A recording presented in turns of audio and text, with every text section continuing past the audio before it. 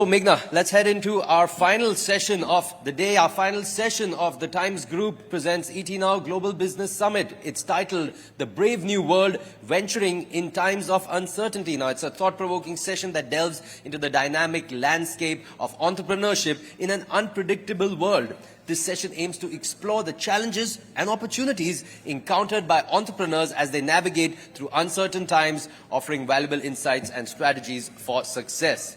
Absolutely, Sumit, and this is quite understandably the reason why it is a showstopper, if we can call it that.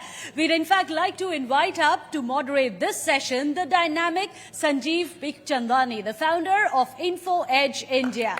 Please do join us up here on the stage. Maybe someone that we call as the OG of the startup world here in India. And as Mr. Bikhchandani comes up, let's invite up on stage his panelists. Absolutely. Aadit, Palicha, the co-founder and CEO of Zepto, is there. And a person who perhaps doesn't need an introduction, Namita Thapar, the Executive Director of M-Cure Pharmaceuticals. We also have Mukesh Bansal, the co-founder of Cure.fit and Myntra as well. Go ahead. We have Kunal Bahl, co-founder Snapdeal and Titan Capital. We have Aman Gupta, co-founder and CMO of Boat. And Sudhakar Adappa, founder and CEO of BIA Brands. So it's over to you, sharks, if we can call you all that in your Well, own... some sharks are in the tank, but it'll be one of the most exciting sessions here. And with that, we'd hand it over to Mr. Bikhchandani. Over to you. Round of applause, ladies and gentlemen. Thank you. Thank you, everyone, and welcome to all the panelists. We've got 7 people on stage, and we have 40 minutes. So we're going to keep it tight, quick, short, pacey. And so I won't introduce everybody, because that will take 5 minutes. Okay? But since most people are known, it'll be okay. As and when I call them to speak, I'll give a quick 2-line introduction. Yeah? So the topic is venturing in a turbulent environment, or some such thing, but it is that, right? Why didn't I start with you, Kunal? Kunal has, founder of Snapdeal, taking a subsidiary of Snapdeal public pretty soon. But he's got another avatar, apart from being an entrepreneur and a founder. He, through Titan Capital, has invested in about 280 startups. So on this stage, he is the person with the most number of startup investments. 280 is pretty prolific by any standard, although it's taken 13 years to do it. So, Kunal, why do you invest, and why did you start investing? Yeah, it's a pleasure being here, and thank you. I must say that Mr. Bikhchandani is actually the reason many of us, or at least I can speak for myself, that I'm here, because when I was starting up my journey in 2007, there were literally no role models for entrepreneurship and tech entrepreneurship in India outside of India. A little piece of trivia. I didn't know this, but Kunal told me when he came back to India from the US, he applied to Naukri for a job. Yes. And he was interviewed, and we didn't make him the offer. Is that correct? That's right, that's right. And so he decided to become an entrepreneur. Yeah, thank you, I guess. But No, I didn't interview him. If I'd interviewed him, I would have selected him, but he was interviewed by somebody else. Yeah. So, look, it was obviously at a time when we started our business, there was nothing known as a startup. Startup only came into national parlance around 2016 or 2015 when the Prime Minister launched Startup India. Back then, in 2007, it was either you ran a business or you did a job. There was nothing known as, nobody knew the word startup. And so obviously we've come a long way in this journey in the Indian startup ecosystem. And in the early days, there was no domestic capital. There were like 5 venture capital firms. Most of the people who actually called themselves angel investors were actually devils, where they would offer 50 lakhs for 60% of the company, which was actually a genuine offer that was made to us as well. And at least the thought my co-founder and business partner Rohit and I had was that if we ever have the opportunity to and the resources to devote to mentorship and capital to the next generation of startups, we must do that. And we should do that in a fair manner.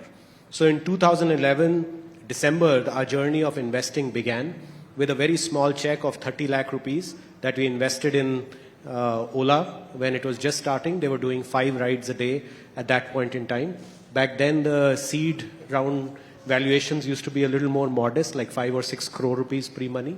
And that's how our journey started, and we realized that, look, we just want to help founders. We are not here to monetize, flip, and so our mindset always is invest very early, be the first money in, and then stay invested for a very long period of time. Like for instance, Ola, we stayed invested for 12 years in the company and sold our stake only last year. So, but tell me, now people have been talking about funding winter, valuations contracting, a lot of money, being very, very discerning and careful before investing in early stage companies. What are you seeing now? Are you still investing, and is it better or worse? And yeah, so at least our approach has been to be very consistent. We've been investing almost in the same number of companies, 15, 20 companies for 13 years now in a row. We've not had years where we've done, 200 investments or anything. So we've been very consistent. I feel that the stage at which we invest, it doesn't really matter whether there is a funding winter going on, because the amount of money these companies need at that point in time, we can provide ourselves. So the funding winter has never deterred us from anything. We just have a very, very long-term view. We think of ourselves not as angel investors, but as early stage. So, 280 में से how many companies have gone bust? A few dozen would have gone bust, but more than 50% have raised a subsequent round, which is a pretty high ratio. That's pretty good. That's pretty good. So he's continuing to invest, turbulent times or no turbulent times, and he says, "हमको फर्क नहीं पड़ता. It's okay. It doesn't make a difference to us." Namita, can I come to you next? Yeah, sure. Okay, so Namita, you are a shark on Shark Tank, right? And you began to invest 2 or 3 years ago, and before that you were not investing. What made you want to invest in startups? So my father is a first-gen entrepreneur, and we run MK Pharmaceuticals out of Pune. We're going to be going public in 3 months, so watch out for that big IPO. And basically, we charge money for that plug. Somewhere within us, there was that desire to give back to the entrepreneurial ecosystem. So when you get a lot and you feel grateful, there's that desire to give back, and that was the biggest reason I got excited about Shark Tank India. Thank you. And the second reason, of course, was a selfish reason, because the entire topic here is disruption and staying relevant. And for legacy companies like ours, or for traditional companies, industries like ours, like pharmaceutical, if we really want to stay relevant, we have to be in touch with the startup ecosystem.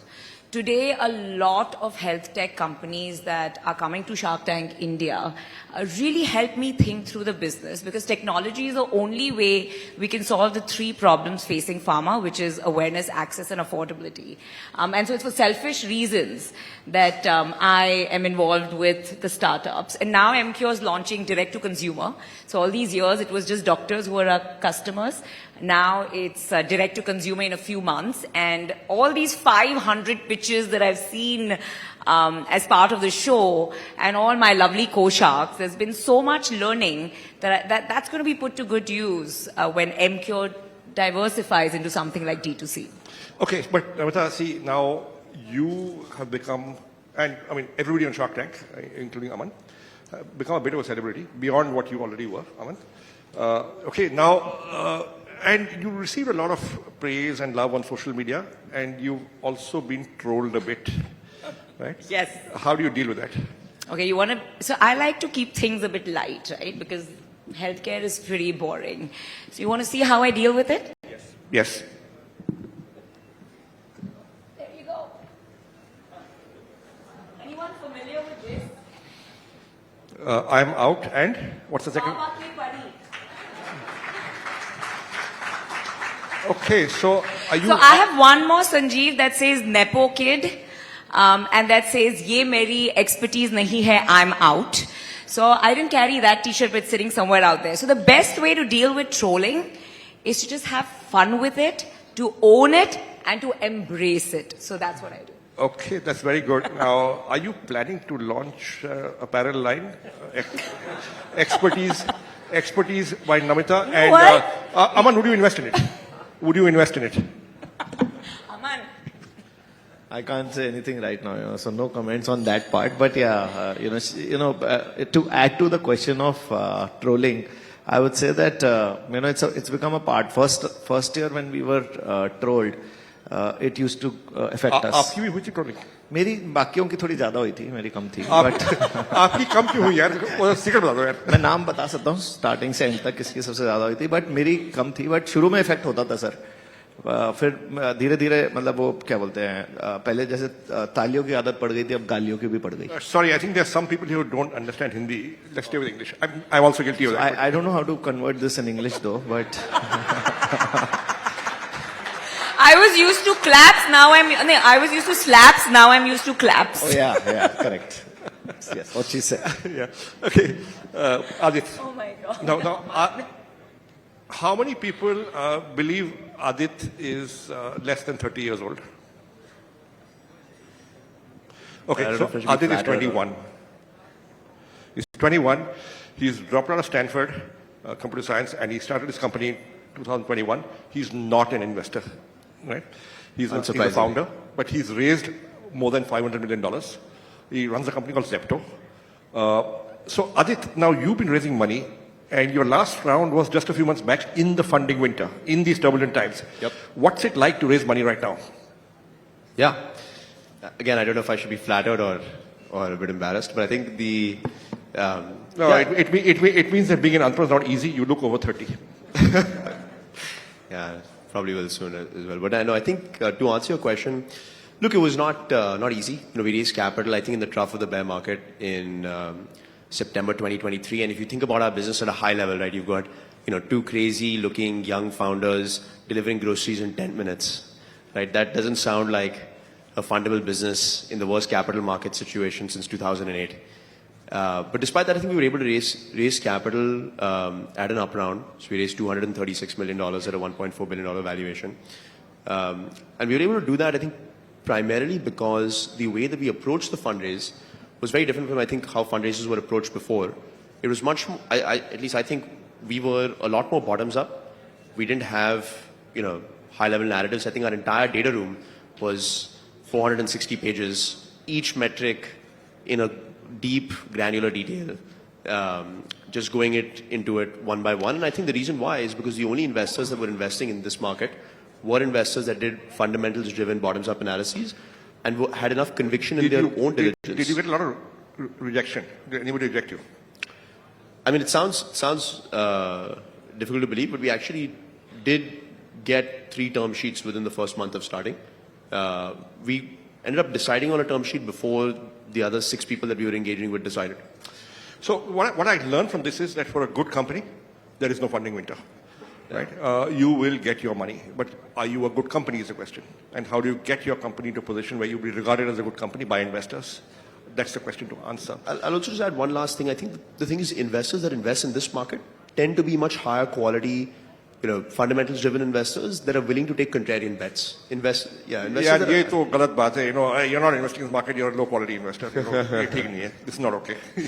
I'm kidding. Okay, I'm kidding. Okay. Sorry, Mukesh, coming to you. Right? You've been a founder, Myntra, then Flipkart. You've morphed into a second founder and running a fund and doing personal investments.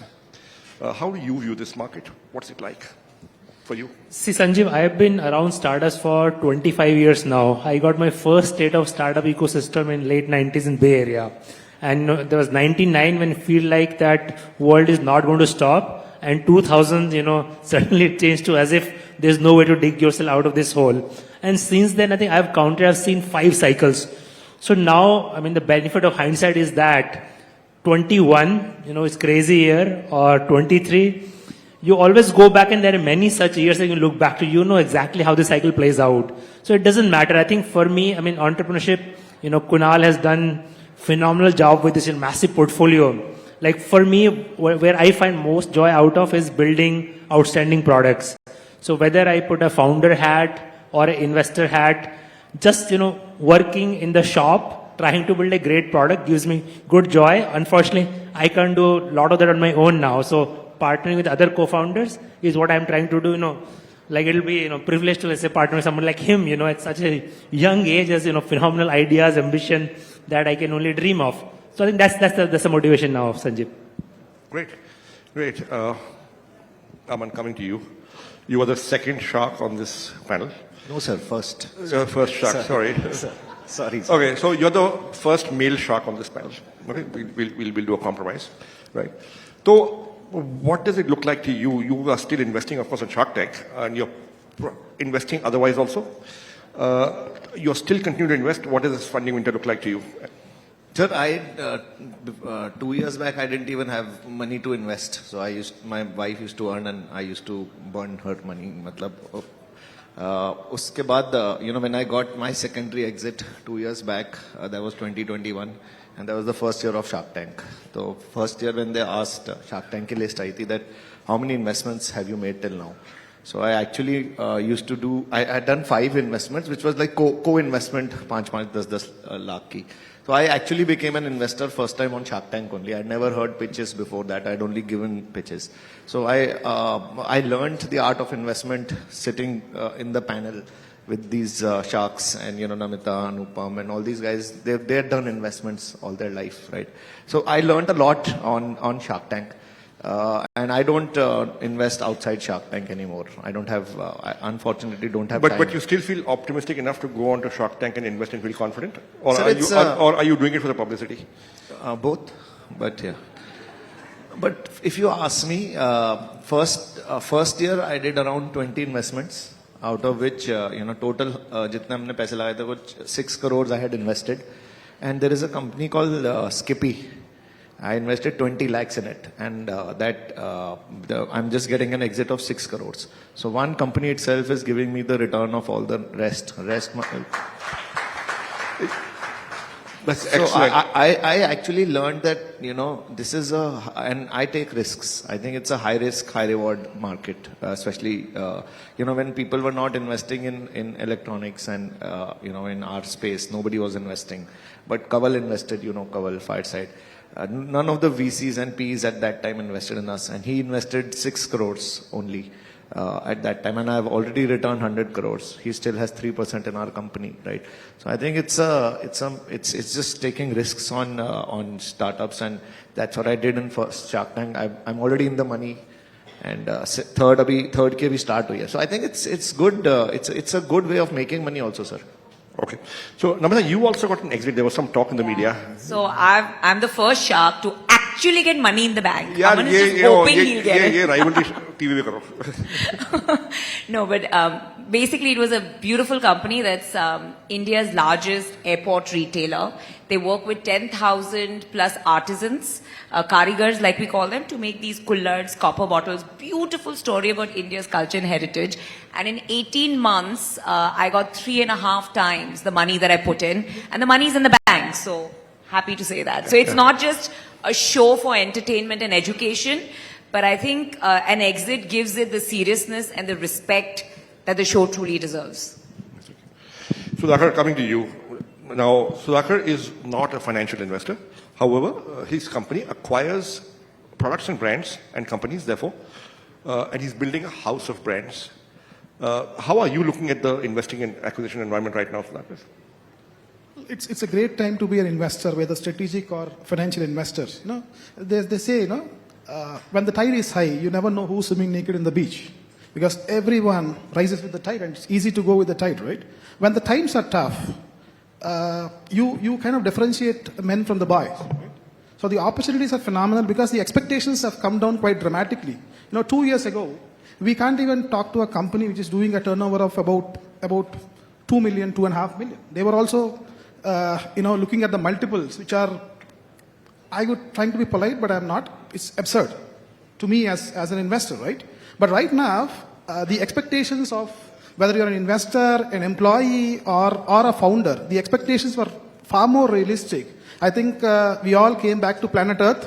I think 2 years ago, at least the founders and the employees are on planet Mars. Right now, we've come back to Earth. That's a reality check. So that's good for you, right? Because you're a buyer.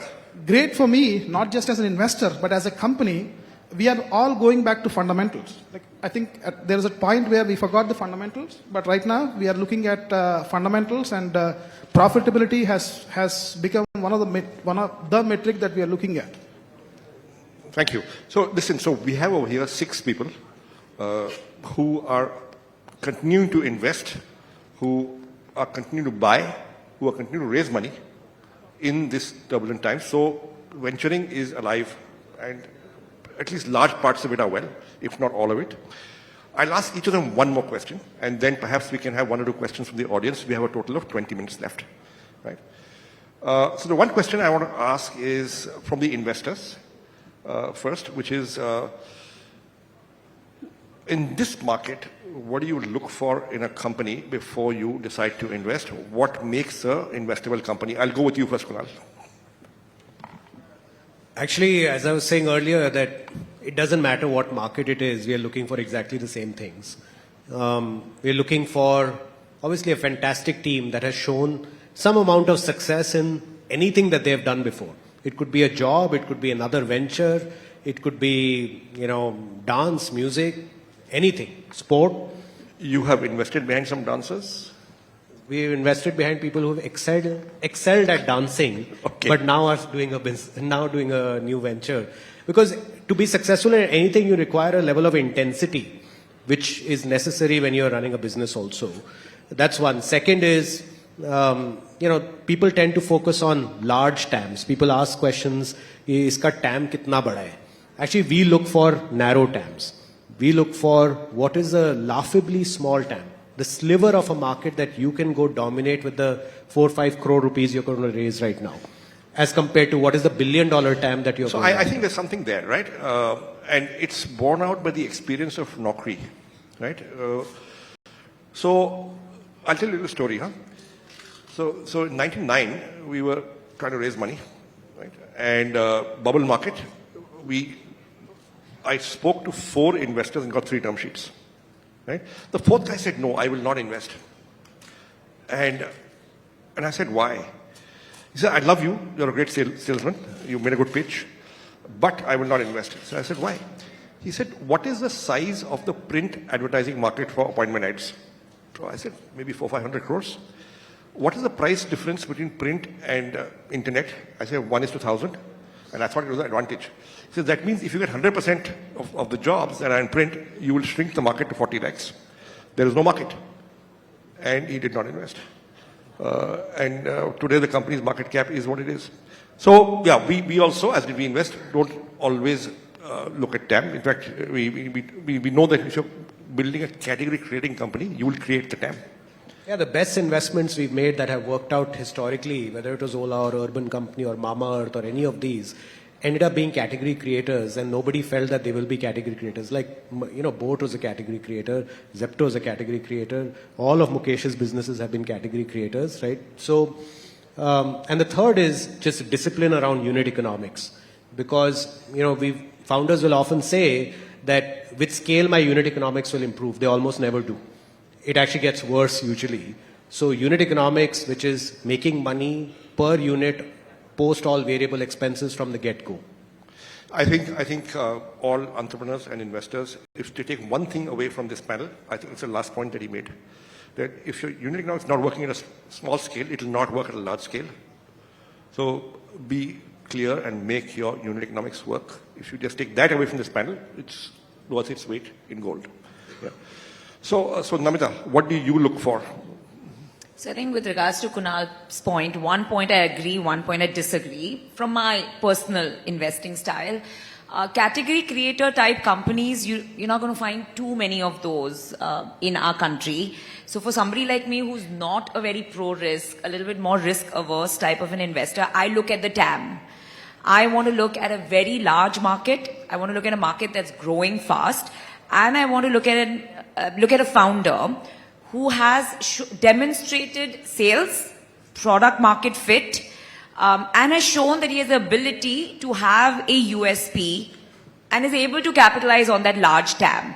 So for me, having a large TAM and a highly growing TAM, so that I know there'll be scale and I'll get exit as an investor at some point, that's important. The second point, I absolutely agree about the path to profitability.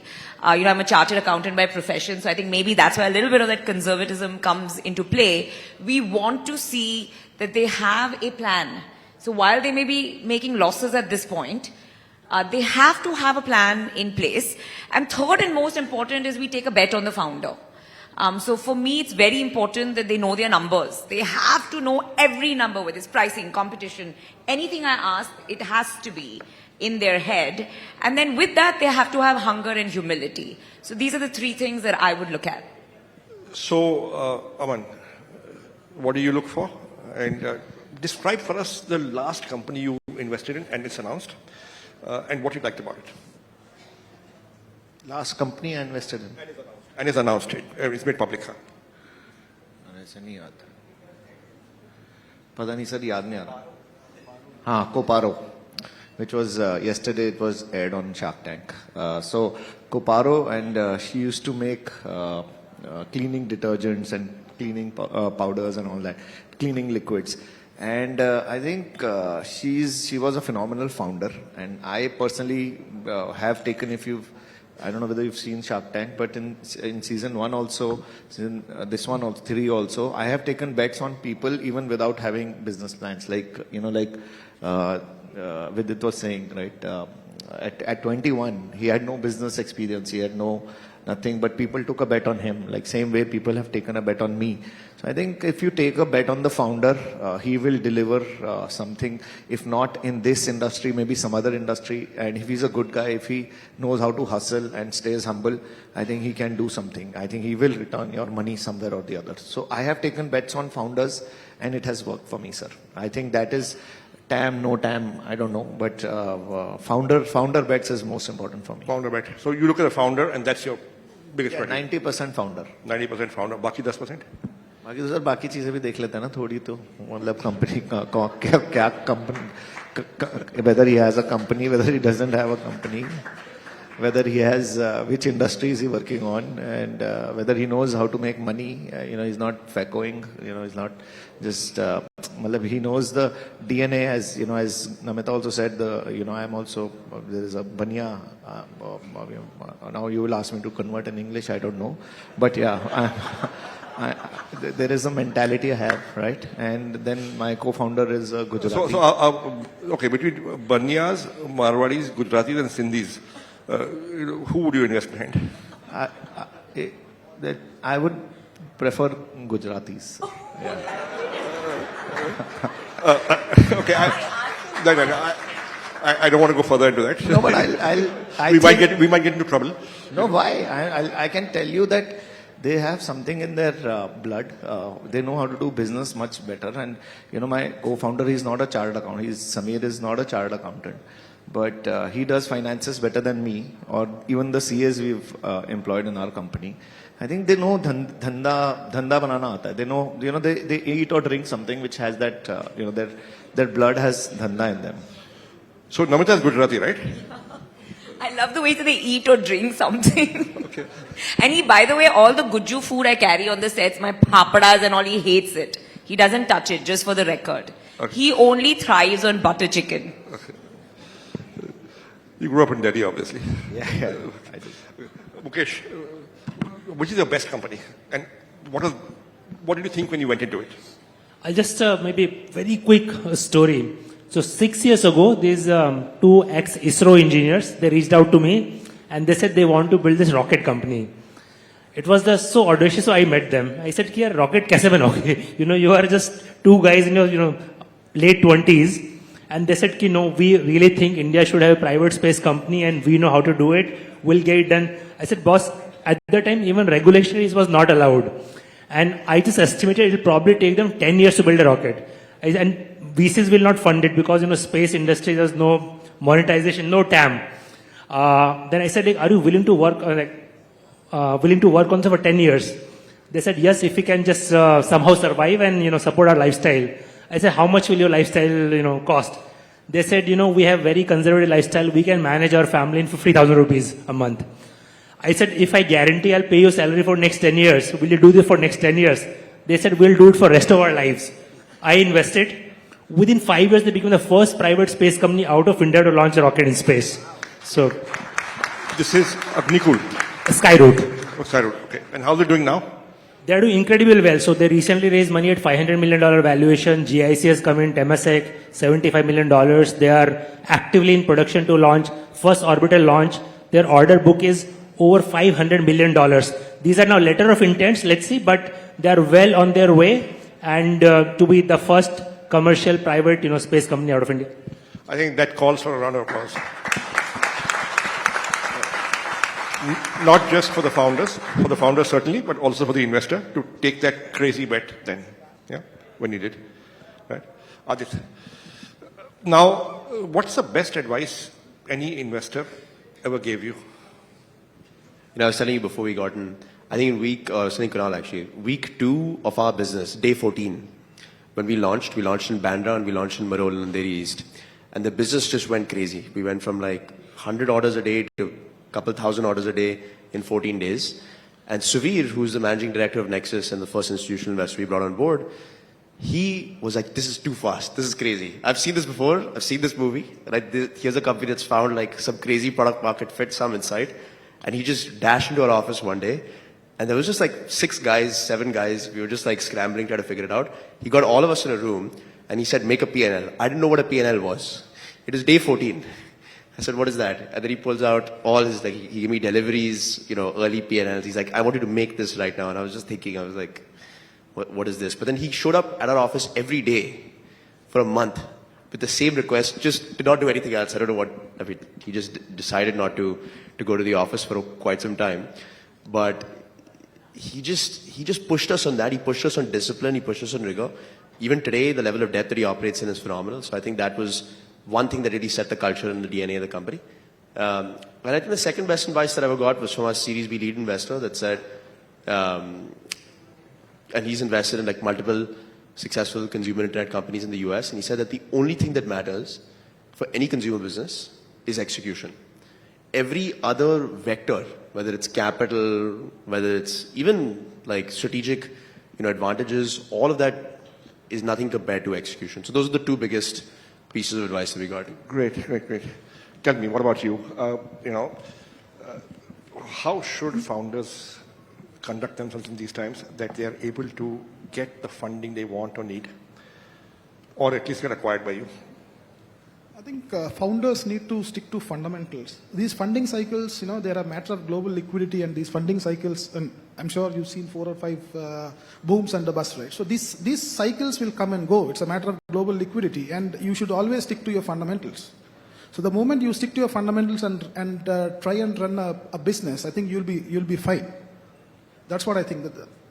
Got it. So we've got the advice. We've got answers to our questions. We have 4 minutes left. We can take maybe 2 or 3 questions from the audience. We'll ask the lady here first. Ma'am, just raise your voice and I'll repeat your question. So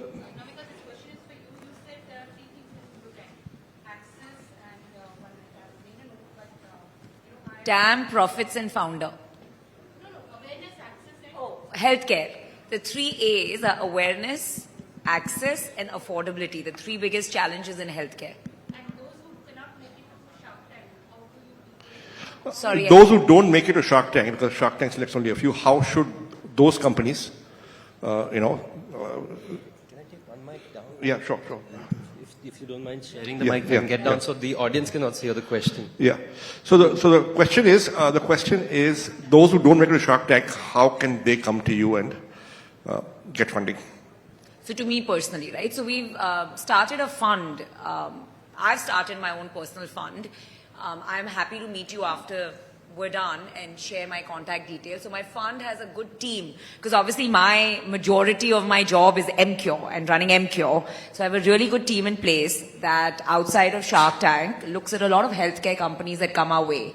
And now given that I have 40 plus companies in my portfolio, thodi to expertise ban gayi hai healthcare mein. So you're very welcome to approach And us. if you like her Instagram post, she'll give you a meeting faster. Yeah, that too. Okay. Yeah, there was a question there. Yes, sir. Yeah. You can just say your name and... Hi, Kapil here, a fellow investor. Investors are normally eternal optimists. You always try to find something where you want to invest. But there's always a conundrum as well, that while you're seeking and you're doing your due diligence, you lose out on the deal. Has there been something that you missed out on? And what have the learnings been for investors? So anti-portfolio, kaun jayega? Okay, I'll go. My anti-portfolio reads like a who's who. Okay, there are two people on this panel whom I had the opportunity to invest in, but I did not. There are Ola pre-series A seed round, Flipkart, pre-series A, Lenskart, okay, and a few others, many. And people still think I'm a smart investor, right? But the truth is at early stage, you're taking yes-no bets, right? And predictability is poor, okay? And the reason why we are still regarded as a good investor is because some of the bets we took worked out, right? Zomato and Policybazaar worked out, so people say you're a good investor. So I'm not sure we're that good, because you said no to so many good ones, but two worked out. So I look at it philosophically. I don't look at it like, hey man, I said no to this and it worked out and I missed it. I say, the ones you did some of those work out? If they did, be happy. Actually, put another way, you don't need to be in all the good companies. You just need to make sure yours are good. The ones you've actually invested in are good. And in the realm of investing, not feeling FOMO is actually a superpower. The biggest mistakes are usually made when investors give in to FOMO. ये 5 name brand लोग भी invest कर रहे हैं, चलो इनको तो कुछ पता होगा. बहुत बारी उनको भी कोई आइडिया नहीं होता है. तो अपनी कन्विक्शन पे इन्वेस्ट करना चाहिए. Not don't borrow conviction, just make it on yours. And at least my philosophy is, when in doubt, don't invest. And still you invest in 300 companies. Yeah. So it's like this. I'm never in doubt, but I'm often wrong. Any more questions? Yes, sir. Question. Revenue or EBITDA? Just return on equity. You have to do both. Yeah. 21. He's like Afridi, not 21 yet, right? Yeah. Yes, sir.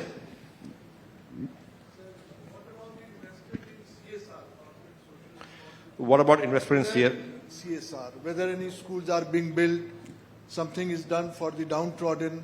Of course, profit is the essence which drives everyone. But some portion, some money is earmarked. So I want to hear about that. Yeah, so I'll tell you the way we looked at it. We were pretty clear. We were pretty clear that the company's money is the shareholders' money. We do not have the right to give it to any third party just because the two founders like somebody, right? Until the government introduced the CSR law, which said 2% profits will have to go to CSR. And that is when we began to do CSR. Okay? But fundamentally, we believe that company's money, shareholders' money, आपको CSR करना है, आप dividend लेके कर दो, आप अपने share बेच के कर दो. That's what we felt. And I believe that stand was right. And when it became law, we began to follow the law. And now we do company CSR. And I'm sure all of these companies, as and when they get to profit, and many of them are at profit, will do CSR. Yeah. But that's a brilliant question, even from the perspective of there were a lot of companies that came on Shark Tank, the sanitary napkins, recycling companies working with farmers, Haq Darshak that gives government schemes to villagers and make sure, they charge them 500 rupees and make sure they get those schemes. It is possible to do good and to do well. So there are enough companies that are straddling the path. I mean, of course, once you become successful, you can give your 2% to CSR. But there are a lot of companies that are really balancing social impact and profitability beautifully. And impact investing in this country will get bigger as years go by. Hello, can I just last? The time is up. Last question, sir. Yeah, I'm a professional, I'm a cardiologist. I just wanted to know the mindset of the investors. I mean, I'm Dr. Vivek Gupta and working in Apollo. How much is the return of investment broadly they look at? I'm talking if I talk to somebody outside India or Dubai or something. I just wanted to know my mind, how much is the return of investment a good investor look at before agreeing to become one of the investors? So in healthcare. Is there a target IRR? That's the question. I think. In healthcare, Namita, you want to answer? Go first. You know, healthcare, I'll talk predominantly about health tech companies, right? Because Not most health of tech, has something like hospitals and education both. So hospitals and all are so massive at this point that it's more private equity than angel investing or early stage venture capital. And private equity come with a very straightforward formula. The ticket size is larger. The IRR they're looking at. So for example, we had Blackstone that invested in us, and then Bain Capital took their stake. So they come with a global predetermined IRR, which is, you know, again, it does not fit in the startup formula at all. It's always on the higher side because the ticket size is higher. It's a huge. The only private equity can work in Yeah, that. okay. So we'll have to end here. Hospitals for sure. We'll have to end here. Thank you, ladies and gentlemen. Thank you to the panelists. Thank you so much. Let's have a huge round of applause, ladies and gentlemen, for our fantastic panel and our lovely moderator, Mr. Sanjeev Bikhchandani. What an awesome way to bring the curtains down on day 2 of the Times Group presents ET Now Global Business Summit. Some valuable lessons that we can take back home and that the startup ecosystem can focus on. Before we let you go, just a quick thank you to our partners, strategic partner Darwin, state partner Government of Haryana, real estate partner Danube Properties, logistic partner Ecom Express, digital